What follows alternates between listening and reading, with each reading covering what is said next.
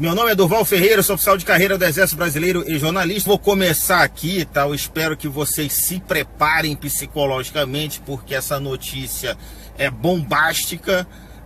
É uma tragédia anunciada já para a posse do mito agora em janeiro. Espero que vocês se preparem psicologicamente. Enche o peito, mas eu vou ter que dizer para vocês. É uma tragédia anunciada já. Infelizmente, o pessoal do PT, os deputados e senadores falaram que não vão participar da posse. Eu espero que vocês estejam preparados, tá, para isso, mas eles falaram, nós não vamos participar da posse, que realmente muito nos preocupa.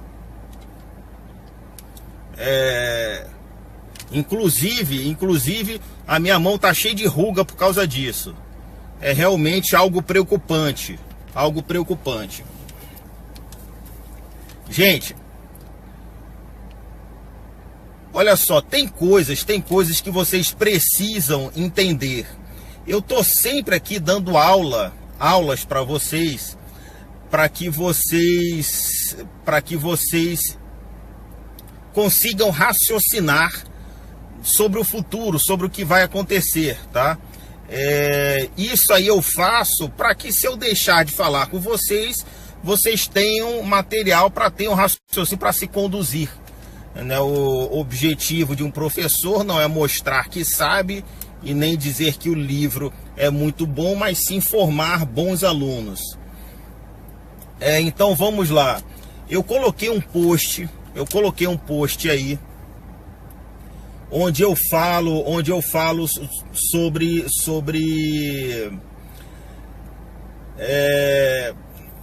o Maduro está falando em invadir o Brasil. Ele colocou 3 hipóteses lá: se defender dos Estados Unidos, atacar a Colômbia ou atacar o Brasil. Ora, é mais fácil para ele atacar a Colômbia ou atacar o Brasil. E a Rússia está apoiando massivamente, está entrando lá na Venezuela massivamente. Eu ia muito na Venezuela, vocês sabem que eu fui comandante de estado de uma subunidade em Manaus. E eu ia muito para a Venezuela, porque era pertinho, né?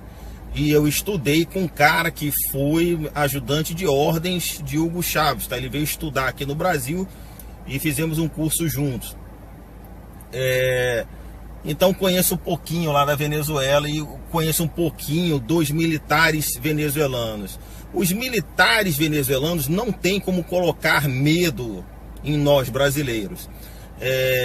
Eles não são bem preparados, apesar de terem equipamentos caríssimos, bons equipamentos, eles não têm homens. E eu já citei para vocês aqui o exemplo que é o Peru em relação ao Equador. O Peru é muito bem armado, a marinha dele é muito grande, o exército é muito grande, os caças, os equipamentos são de ponta, mas todas as guerras contra o Equador, eles perdem. E o Equador é um país infinitamente menor, com as forças armadas infinitamente menores, mas os seus militares são muito bem preparados, extremamente bem preparados. Os militares equatorianos que eu tive a honra de trabalhar com eles, todos eram muito bons, Então, sempre que tem conflito Peru, Equador, o Equador ele toma o terreno de modo a negar o poder de fogo do inimigo. E eles são muito bem preparados, então é isso um dos fatores que importam. Um outro fator muito importante é o povo. O povo venezuelano não vai lutar pelo peludão da babanha. Não vai lutar. E lógico, o povo brasileiro vai lutar pelo Brasil. Mas isso não iria acontecer se o Andrade vencesse, por exemplo. Então, nós estamos com a moral do povo bastante elevada. A moral do brasileiro está bastante elevada. Ou vocês acham que eu não sou um medidor social também? Porque, por exemplo, quando vocês colocam aí, eu vou lutar, eu vou não sei o que.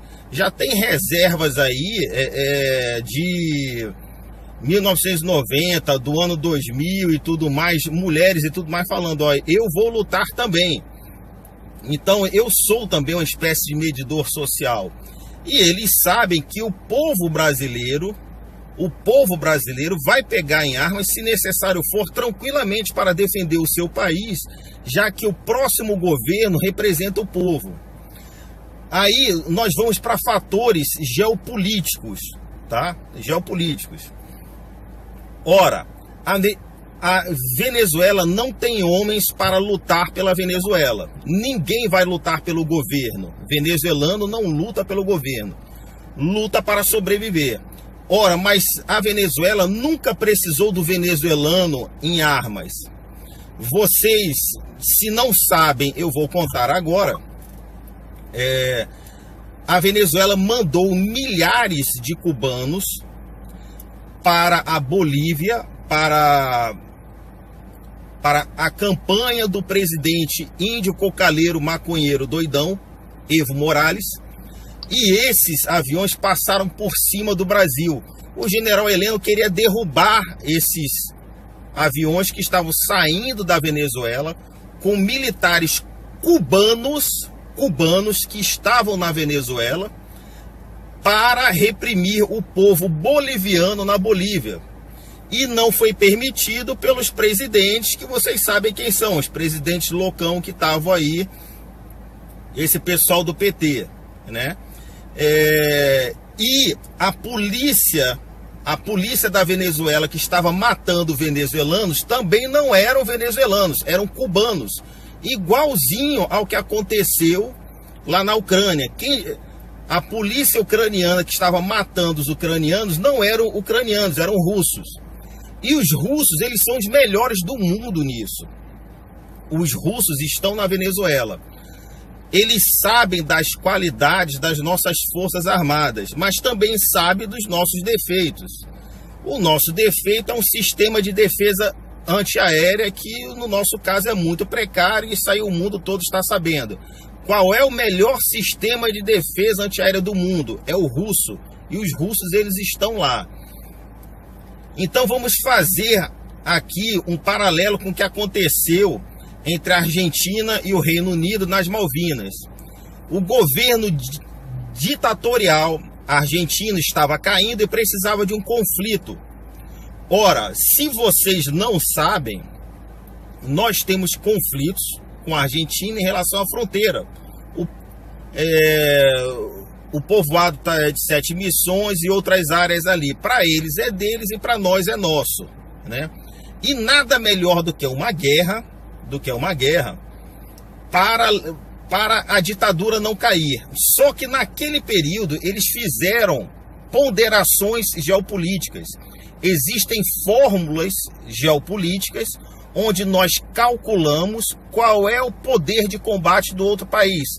Um dos fatores do poder de combate é a moral do povo. Como eu falei para vocês, a moral do brasileiro está muito elevada com a vitória de Jair Bolsonaro. Mas isso não é o item preponderante, é um dos itens das fórmulas matemáticas de geopolítica. Eu apresentei uma aí, um post, mostrei para vocês quais são os fatores, tem diversas fórmulas. E o governo argentino pesou fatores como o estado de São Paulo estava bombando, tinha uma indústria possante, poderosíssima, que era os anos 80, que ainda era o governo militar aqui no Brasil, né? E São Paulo tinha um parque industrial que parou no tempo, parou em 1990, não desenvolveu mais, mas era um parque industrial muito potente e a população brasileira ainda estava bastante aguerrida.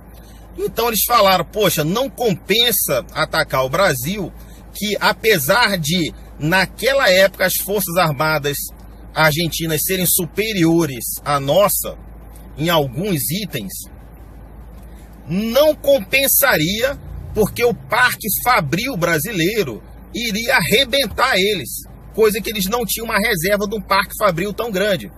Então vamos atacar uma ilha de gelo, que é as Malvinas, que os ingleses não vão querer aquela goiaba. Só que o problema é que no governo inglês tinha uma mulher, Margaret Thatcher.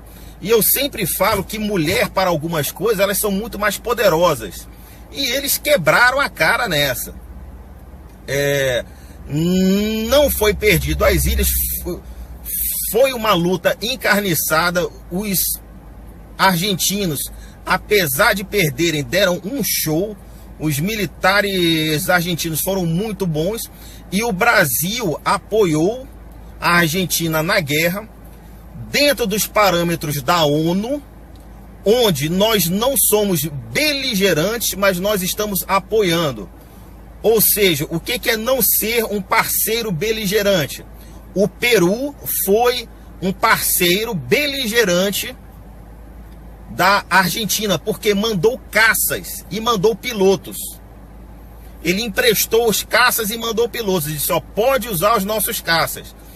Caça é uma arma estratégica, então não pode mandar. O Brasil mandou munição, comida, equipamento de guerra eletrônica, aviões esclarecedores marítimos, que foram os bandeirantes produzidos na Embraer. Os pilotos argentinos vieram aqui para o Brasil, eles treinaram aqui no Brasil, levaram os aviões. Eles foram decisivos até na destruição de navios argentinos, ingleses, mas não são armas estratégicas, não são armas decisórias, né? Então nós apoiamos, mas não nos envolvemos. E eles, inclusive, esses bandeirantes, quando acabou a guerra e voltou para o Brasil, eles já não prestavam mais. Eles voaram muito pouco, mas como o esforço de manobra era muito grande, estruturalmente eles já não prestavam mais. Eles foram políticos quando chegaram aqui no Brasil. E isso foi muito bom geopoliticamente, porque as Forças Armadas brasileiras eram concentradas no sul do país, porque o nosso maior inimigo potencial era a Argentina, que queria tomar aquilo de volta. E depois disso nós nos descobrimos amigos e irmãos. A partir daí, as Forças Armadas brasileiras saíram do sul do Brasil e puderam ir para a Amazônia tranquilamente, sem medo de ser invadido pela Argentina. Isso foi muito bom para todos nós, porque agora nós defendemos a Amazônia. Quando eu cheguei na Amazônia, tinha 8 mil homens, 8 mil militares fixos. Agora tem para lá de 80 mil. É muita gente. E isso é muito bom. Não pensem que nós não temos conflitos de fronteira. Só no Acre teve 2 guerras sangrentas ali. Tá? E aquilo, no dia que o Brasil se enfraquecer politicamente, a Bolívia vai utilizar um ataque contra o Acre como arma de guerra. Tá? Então vamos voltar lá para o caso lá do peludão da Babai. O peludão da Babai, ele pode querer um combate com o Brasil? Sim, pode. Porque é uma das saídas para ele permanecer no poder. Se der errado, algum dos auxiliares dele vai matar ele e dizer, ó, agora o povo venezuelano está livre, nós matamos o peludão da Babai. Mas quem vai assumir é um outro ditador, por isso a Rússia está lá. Ou vocês acham que a Rússia vai deixar entrar um cara democrático lá? Não vai entrar, né? Então, esses detalhes geopolíticos são que vocês têm que conhecer, tá? Tem que entender o caminho, tá, de cada história dessa. Então, se o peludão da Babai quiser atacar a gente, ele não vai utilizar venezuelanos, ele vai utilizar cubanos treinados pelos russos. Ele pode infringir assim, uma derrota, no nosso caso, pode. Ele pode estar infringindo uma derrota, porque ele pode promover um combate de fronteira, uma escaramuça que nós chamamos, um combate violento para vencer aquele primeiro momento e depois já pedir, não, vamos conversar, não sei o que, vamos parar o combate aqui, vamos conversar, né? Aí vamos conversar e blá blá blá, negociar. E vocês sabem que esquerda e terrorista não vive de resultado, vive de mídia. E eles vão explorar essa vitória durante 20 anos, 30 anos, dizendo que foi essa vitória decisiva que fez o Brasil sentar nas mesas de negociações, porque nós fomos muito imponentes. E eles vão explorar isso aí, que esse é o papel deles. Esquerda e terrorista, principalmente terrorista. Terrorista nunca venceu uma guerra. Terrorista não vive de resultado, vive de mídia. Eles pegam um cara, colocam um cara com um fuzil dentro do shopping, metralha todo mundo, para um país todo e fica fazendo propaganda daquilo o tempo todo. É como eles podem viver, eles são merdas, né? Então, é o que o peludão da Baban pode fazer também, entendeu? Movimentar uma tropa de cubanos treinados pelos russos para fazer uma escaramuça de fronteira, fazer um ataque violento. Preventivamente, o Brasil não pode movimentar tropas, porque senão eles podem declarar para a ONU, ó, o Brasil está movimentando tropas, então isso é um sinal de guerra, entendeu? Então tem vários detalhes técnicos, assim, que não compete aqueles sábios que tá na internet, porque, porra, pra internet é foda. Quando o assunto é militar, é cheio de doutores em ciências ocultas e letras apagadas. Aí começa a falar, não, porque o exército tinha que fazer isso, tinha que fazer aquilo. Não, o exército está fazendo o que é perfeitamente cabível dentro da técnica e dentro da nossa arte. Se não conhece, pergunta para quem conhece ou não fica dando palpite. Porque a internet nossa aqui no Brasil, boa parte desses líderes de direita e militaristas e intervencionistas, dessas lideranças, é tudo falso, bicho. É tudo de esquerda. Que é o que vocês estão conhecendo hoje em dia. Vocês, depois de alguns anos, já começaram a diferenciar cada um, tá? Então é assim que funciona. O Brasil também não pode ficar movimentando tropas preventivamente num número grande, porque aí ele vai dizer, ó, nós vamos atacar porque eles estão preparando o ataque preventivo. Então tem que ter uma preparação técnica, e isso aí, lógico, está sendo feito há muito tempo. Eu nunca vi as Forças Armadas brasileiras tão armadas como hoje, vocês devem ter percebido também, mas é mais ou menos assim que funciona, eu não vou entrar em detalhes. Outra coisa que eu falo para vocês é que eu falei para vocês, o PSL só elegeu merda. Lógico que tem gente boa ali, tudo mais, tem militares excepcionais, tem algumas pessoas que eu não conheço, mas os conhecidos, né? Que, eu sou ex-PSDB, eu sou ex-PT, eu sou ex-viado, é igual tá ex-viado, eu nunca vi, né? Aí o que eles estão fazendo agora? Dizendo, olha, o Toffoli foi muito corajoso, o Toffoli é nosso herói. Gente, é o malvado da vez. No STF, ninguém presta, nem a sombra deles prestam. Aí fica um jogando de bom, de mal, não sei o que, nenhum presta. E o que eles mais precisam hoje é de um presidente do Senado. Porque quem é que julga o STF dentro da lei? É o Senado Federal. É o presidente do Senado que dá as cartas. Então o Renan é muito importante nesse sentido. E muitos outros senadores que vocês pensam que são bonzinhos, não valem que gato em terra não, gente. Isso é muito perigoso, tá? Então vocês têm que tomar cuidado em relação a tudo isso aí. E lembre-se, problemas, como é que se diz? A perpetuação dos problemas, sempre vai favorecer a esquerda. A desordem favorece aos desordeiros. Esse é o objetivo deles.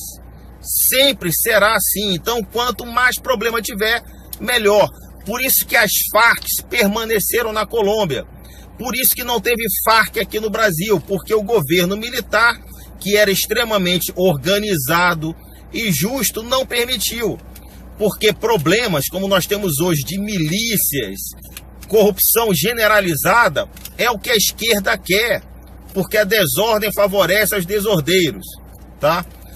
Quem não assistiu, quem não pegou desde o início, volta umas 2 vezes, que tem bastante informações interessantes aí. E vou deixar o link aí de doação para aqueles que puderem ajudar. E lembre-se, inteligência em combate é tudo, ó. No jornal está aqui dizendo, ó, ninguém está prendendo a milícia porque está vazando informações, para variar. É sempre assim. E conhecereis a verdade, e a verdade vos libertará. Olá, eu sou GW Santos, um dos donos deste canal, e estou aqui para alertar vocês que nós estamos correndo o risco de perder o canal Notícias no YouTube. Isso devido a várias denúncias injustas da grande mídia e de pessoas mal intencionadas. Nós recorremos, mas o YouTube não aceitou. Mandamos e-mail para essas pessoas e não obtivemos respostas. Por isso estamos vindo a público expor este risco. Para vocês que realmente gostam do nosso canal e querem nos ajudar agora, é bem fácil. Nós criamos o segundo canal que está no primeiro link na descrição deste vídeo, ou no final do vídeo. É só clicar e se inscrever no nosso novo canal, que será reformulado para trazermos mais informações de qualidade para vocês. Nós, da equipe Notícias no YouTube, agradecemos muito essa ajuda de cada um de vocês.